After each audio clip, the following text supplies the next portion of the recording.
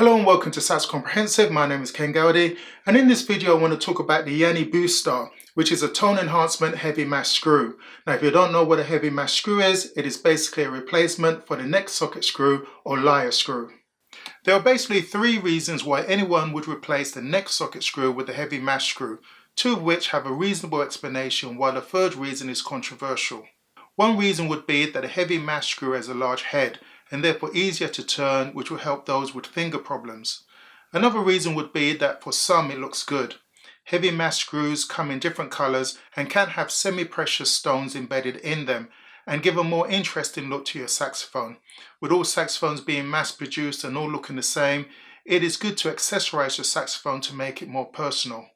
The third reason, which is the main reason for purchasing a heavy mash screw and the most controversial, is that it adds mass to the point where the neck is attached to the body of the saxophone, and as such it is claimed that it helps with the tone and response of certain notes.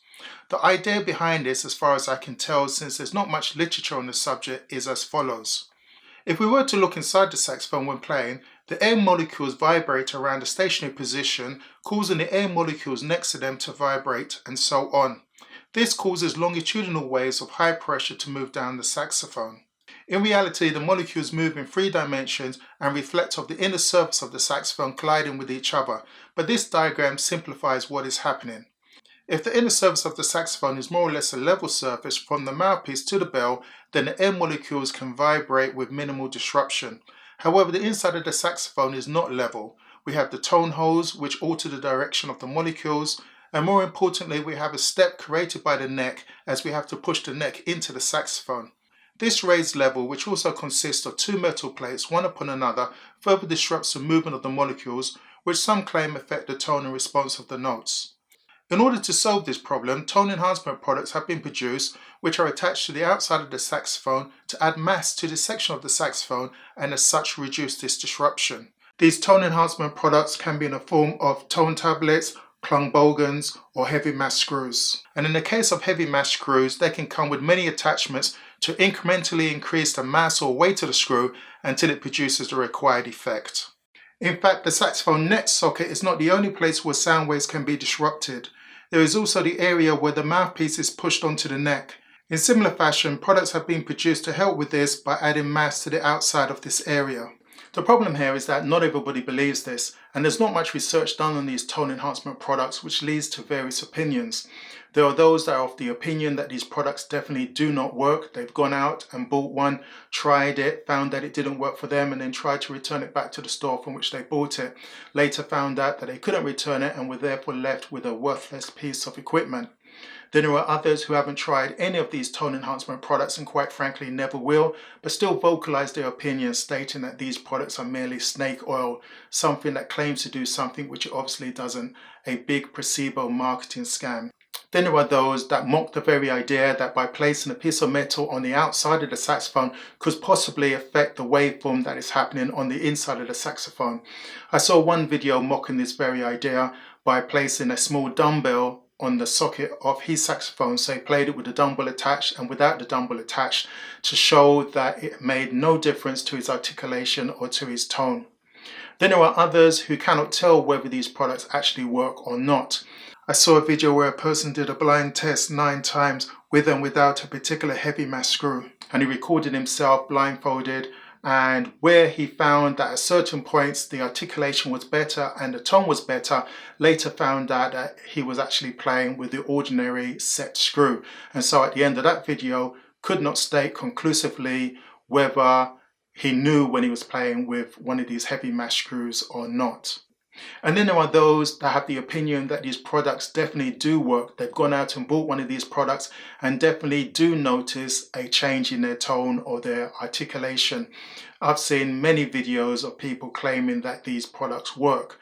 Some have tried it on alto saxophones and said that it didn't work so much, but when they tried it on their tenor and bari, then there was a huge difference in their articulation and in their tone.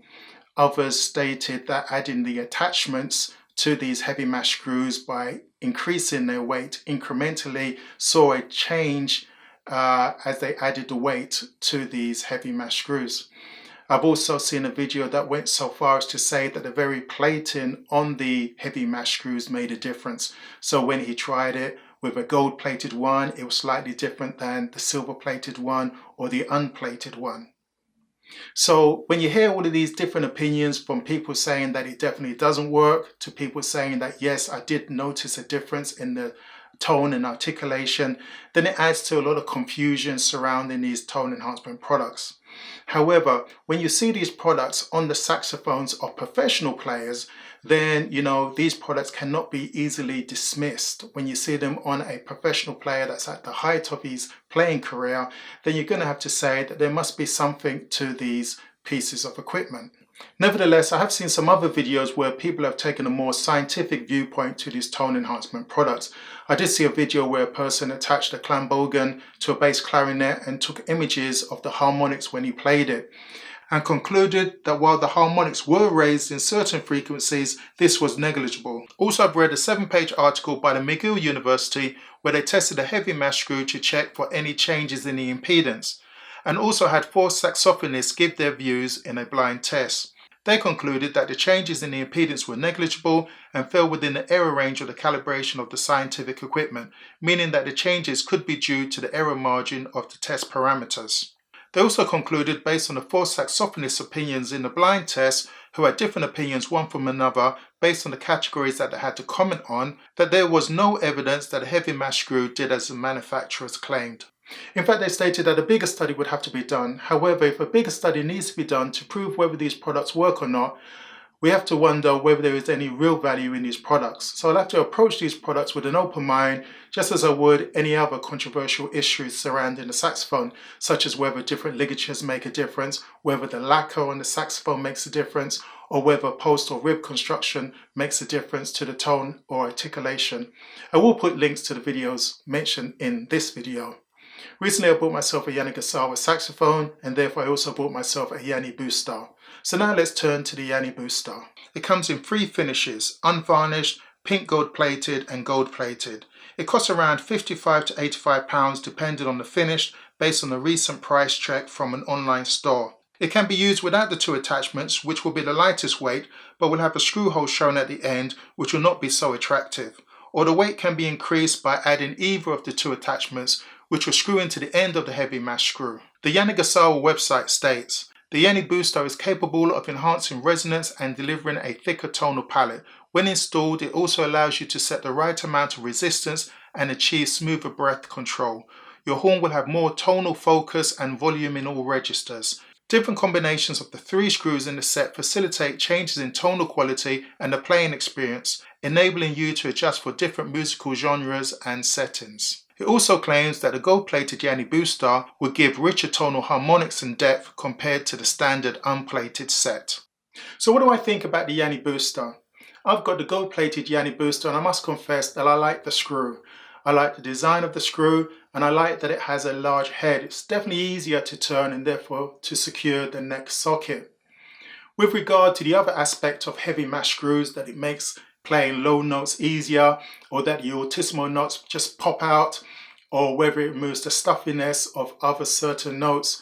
Well, I tested the Yany Booster on my Yany Boostar saxophone and on my Selma alto saxophone, and I must confess personally, for me, I did not notice any difference between the Yany Booster and my ordinary neck socket screw.